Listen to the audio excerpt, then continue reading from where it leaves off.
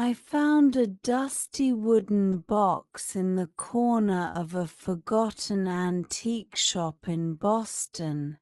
The owner sold it to me for $1 because he thought it was worthless trash. But as I opened the lid, I discovered a hidden compartment made of pure silver. Inside was a map that led to a $500 million vault beneath the city.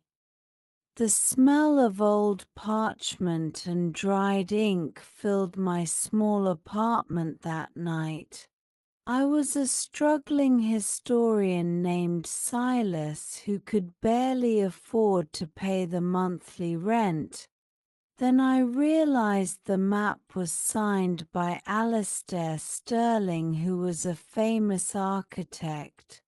It was a blueprint of a secret facility built during the Golden Age of the United States. We arrived in New Orleans just as the jazz music began to fill the humid air. The streets were crowded with people wearing masks of gold and purple silk. We found an underground jazz club that was actually a front for the Sterling Scouts. The walls were covered in brass trumpets that acted as acoustic sensors for the city. I had to play a specific melody on an old piano to unlock the floor safe.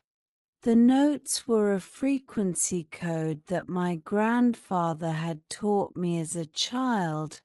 A secret elevator took us 500 feet below the Mississippi riverbed. The pressure of the water above made the steel walls groan like a tired giant. The journey through the hidden tunnels of Virginia lasted for 3 days. We had to navigate by the light of the silver box because the batteries failed. Every corner revealed a new secret about my grandfather's secret life. He was not just a watchmaker but a master of quantum mechanics and physics. We found a chamber filled with ancient scrolls that described the sun's core. The ink was made of crushed gemstones that glowed in the complete darkness. Genevieve translated the Latin text which spoke of a bridge between worlds. It was a theory that Alastair Sterling had proven before the Great War began. The sand dunes were shifting constantly to hide the solar panels beneath them. We encountered a group of desert nomads who were the guardians of the red rocks. They shared their water with us and told us stories of the man who brought the rain. Alastair Sterling had built a machine that could pull moisture from the dry air. The heat of the sun was a fierce enemy as we drove the armored truck west. I discovered a hidden compartment in the box that contained a holographic disc. It showed Alastair Sterling working in a laboratory surrounded by red rocks. The secret was not just energy but a way to heal the atmosphere of the planet. Suddenly the roof of the train car was ripped open by a magnetic grappling hook. Thorn's lead assassin dropped down with a blade that glowed with a red laser edge. I grabbed a heavy wrench and defended Genevieve as the wind roared around our ears. It was a struggle for survival on top of a machine moving at 80 miles per hour.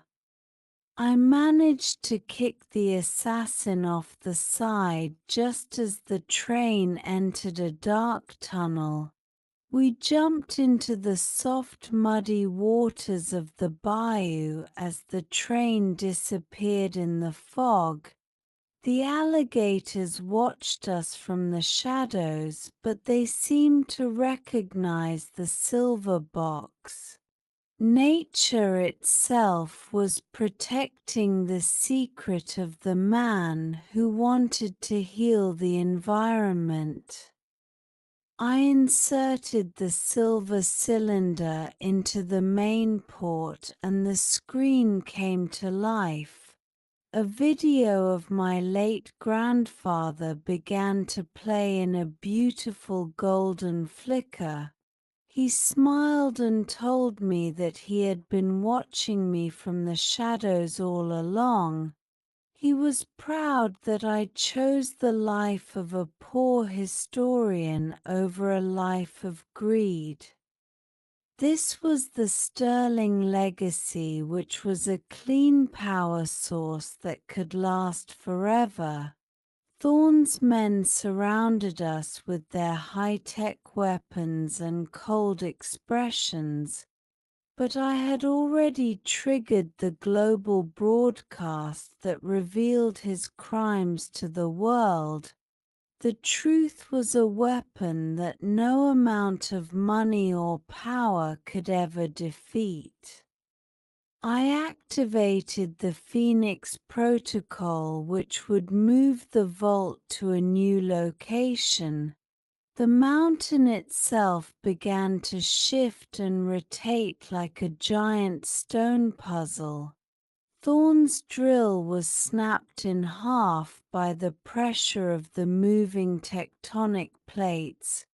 We watched on the monitors as his army retreated in complete and total terror. I looked at the ocean and felt the peace of a man who had fulfilled his destiny. The clocks were ticking toward a new era of light and justice for all of humanity. Every second was a gift from a grandfather I never truly knew until today. The future is finally bright because the light is now free for everyone to share.